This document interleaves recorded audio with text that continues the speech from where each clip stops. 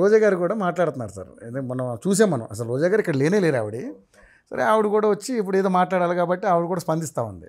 So నిజంగా ఆమె స్పందన మరి విచిత్రంగా ఉంది. అంటే రవి గారు రాజకీయ విశ్లేషకులుగా మాలాంటి వాళ్ళకి కొన్ని పరిమితులు ఉంటాయి. ఎక్కువ ఘాటుగా మాట్లాడాలి, ఒక లైన్ దాటి మాట్లాడలేము. అదే.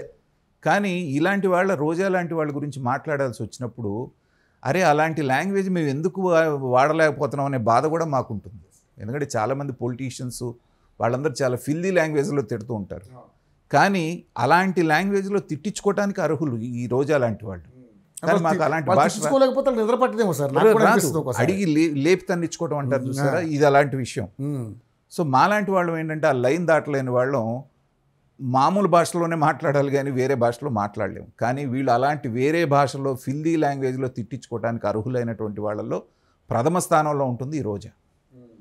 కారణం ఏంటంటే లాస్ట్ టైం వరదలు వచ్చినప్పుడు జగన్మోహన్ రెడ్డి గారు ఉన్నప్పుడు ఒక సందర్భంలో వస్తే వరదల్లో జనాలు కొట్టుకుపోతూ ఉంటే ఈవిడ రెయిన్ డ్యాన్స్ వేసిన సంగతి మనం చూసాం, గుర్తుందా? ఆ విజువల్స్ ఇప్పటికి కూడా సోషల్ మీడియాలో ఉన్నాయి. వానను ఎంజాయ్ చేస్తూ ఆవిడ ఏ రకంగా కేరింతలు కొట్టిందో అలాంటి ఆవిడ ఇవాళ 3 మాటలు మాట్లాడింది. ఆ 3 మాటలు వినగానే నాకు ఎంత కోపం వచ్చిందంటే, ఒకటి చంద్రబాబు నాయుడు గారికి వయసు అయిపోయిందట. ఆ వయసుతో సంబంధం ఏంటి సార్, నాకు అర్థం కావట్లే. ఎందుకు ఆ వయసు గురించి? ముసలోడు అనే కదా చంద్రబాబు నాయుడు గారు. అదే అంటున్నా. ఆ ముసలాయన ఇవాళ అర్ధరాత్రి 1 గంటకి ఒకసారి, సాయంత్రం పూట ఒకసారి ఆ సింగునగర్ పడవలో వెళ్ళారు, అర్ధరాత్రి 1:30కి ఒకసారి వెళ్ళారు, మళ్ళీ 3 గంటలకు వెళ్ళారు. తెల్లవార్లు నిద్ర లేకుండానేమో ఆ ముసలాయన వయసు అయిపోయిన ఆయన పని చేస్తున్నాడు. మీ వయసు ఆయన కుర్రోడు గన్ను కంటే జగన్ వచ్చేటువంటి గన్ను కంటే ముందు వస్తాడు అన్నటువంటి జగనేమో తూతు మంత్రంగా వచ్చి 1/2 గంట 1/2 గంట చూసుకొని వెళ్ళిపోయాడు. ఇది ముసలాయనకి పొడుచాయనికి ఉన్నటువంటి తేడా. తర్వాత రెండవది, లోకేష్ హైదరాబాద్లో కూర్చున్నాడని మాట్లాడింది. ఆవిడకి అసలు ఇన్ఫర్మేషన్ ఉందా, లేకపోతే అబద్ధాలు ఆడటం అనేటువంటి దానికి పేటెంట్ ఏమన్నా తీసుకున్నారా, కడుపుకి అన్నమే తింటున్నారా, లేకపోతే ఇంకేమన్నా ఇంతకంటే మేము మాట్లాడలేం. వచ్చిన ప్రాబ్లం అది. సో అతను అక్కడ మంగళగిరిలో వీధి వీధి తిరుగుతూ నీళ్లలో తిరుగుతున్నటువంటి విజువల్స్ ప్రతి టీవీ ఛానల్ చూపిస్తుంటే ఎక్సెప్ట్ సాక్షి, అతను లేడు పోయి హైదరాబాద్లో కూర్చున్నాడని మాట్లాడేటువంటిది మనుషులు మాట్లాడే మాటలా వీళ్ళకి నేను పెట్టిన పేరు ఏంటంటే అసురగణం అంటానండి. అసురగణం. ఎందుకంటే అసురుల యొక్క మనం పురాణాల్లో వీటిలో రాక్షసుల యొక్క లక్షణం ఏంటంటే ఏదన్నా ఒక మంచి కార్యక్రమం జరుగుతూ ఉంటే దానికి విఘ్నాలు కల్పించడం, దాన్ని నాశనం చేయటం అనేటువంటిది అసురులు అంటే రాక్షసుల యొక్క లక్షణం. సపోజ్ ఏదైనా మంచి యజ్ఞం చేస్తున్నారనుకోండి, ఆ యజ్ఞంలో నెత్తురు పోయటం, లేకపోతే మాంసం వేయటం, దాన్ని జడగొట్టడం అనేది ఆ రోజుల్లో అసురు లక్షణం. ఆ అసురు గణాలందరూ కూడా ఇప్పుడు వైఎస్ఆర్సీపీలో ఉన్న కొంతమంది నాయకులు, నేను అందరి నాయకులను అన్నాం, వాళ్ళలో కూడా మనసున్న వాళ్ళు మంచివాళ్ళు చాలామంది ఉన్నారు. కానీ ఆ అసురు గణాల్లో కొన్ని గణాలు మళ్ళీ ఈ వైఎస్ఆర్సీపీలో పుట్టినాయి. ఆ అసురు గణంలో ఉన్నటువంటి ప్రముఖంగా ఉండేటువంటి ఆవిడ ఈ రోజా ఒకరు, ఈ లేడీ అసురు గణం.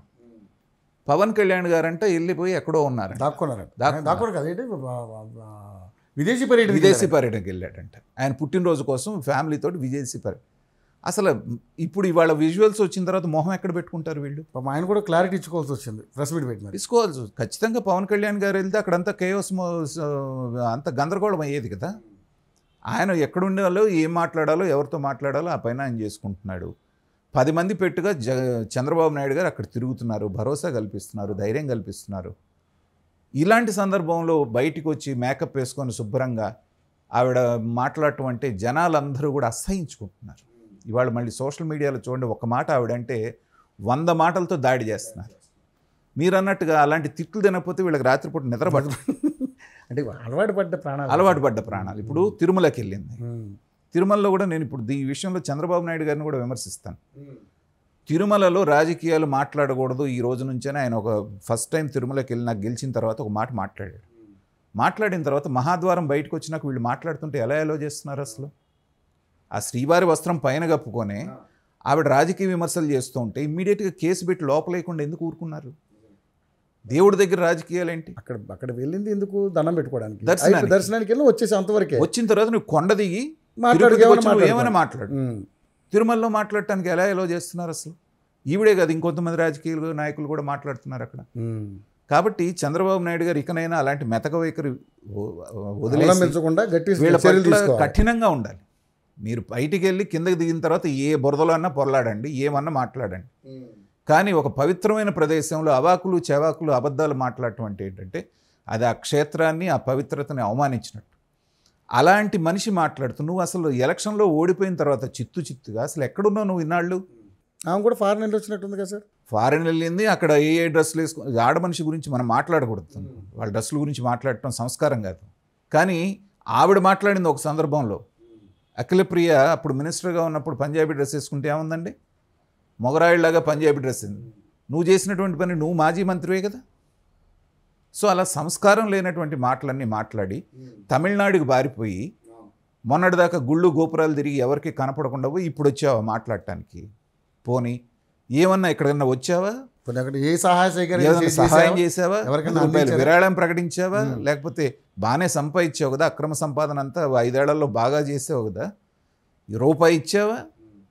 ఇవ్వకుండా మొసలు కన్నీళ్లు కారుస్తూ చేసేటువంటి వాళ్ళని విమర్శించడం అంటే ఏంటంటే ఇంకా ఇంతకంటే వీళ్ళు దిగజారన్న ప్రతి సందర్భంలో లేదు మేము ఇంతకంటే దిగజారుతామని నిరూపిస్తుంటారు రోజా లాంటి వాళ్ళు. కాబట్టి ఇలాంటి వాళ్ళని చంద్రబాబు నాయుడు గారు కానివ్వండి, ఈ కూటమి గవర్నమెంట్ ఖచ్చితంగా కఠినమైనటువంటి చర్యలు తీసుకోవాలి. ఎందుకంటే గతంలో సోషల్ మీడియాలో పెట్టినటువంటి ఒక వార్తని మీరు ఫార్వర్డ్ చేస్తేనే 70-75 ఏళ్ళు ముసలావిడిని, ఆ రంగనాయకమ్మ గారు అనేటువంటి ఆవిడని తీసుకెళ్ళి లోపలేశారు మీరు. అలాంటప్పుడు బరి తెగించి మాట్లాడుతున్నటువంటి ఇలాంటి వాళ్ళందరినీ ఏం చేయాలి? ఖచ్చితంగా నోటీసులు ఇచ్చి ప్రూవ్ చేయకపోతే తీసుకెళ్ళి లోపలేయాలి. ఇవాళ లోకేష్ గారు అక్కడ లేవదన్నది అబద్ధమే కదా, పవన్ కళ్యాణ్ గారు విదేశాలకు వెళ్ళింది అనేది అబద్ధం కదా. అబద్ధ ప్రచారం చేసినందుకు నోటీస్ ఇచ్చి ఎక్స్ప్లెనేషన్ అడగాలి.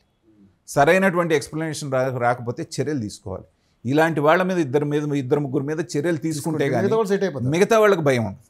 ఇలాంటి అవాకులు చవాకులు మాట్లాడే, ఆధారాలు లేకుండా మాట్లాడే వాళ్ళందరి నోట్లకి తాళాలు పడాలంటే ఖచ్చితంగా కఠినమైన చర్యలు ఇలాంటి వాళ్ళ మీద తీసుకోవాలి. ఈ రోజా లాంటివి క్యారెక్టర్ గురించి ఇంతకంటే మనం ఎక్కువ మాట్లాడటం అనవసరం.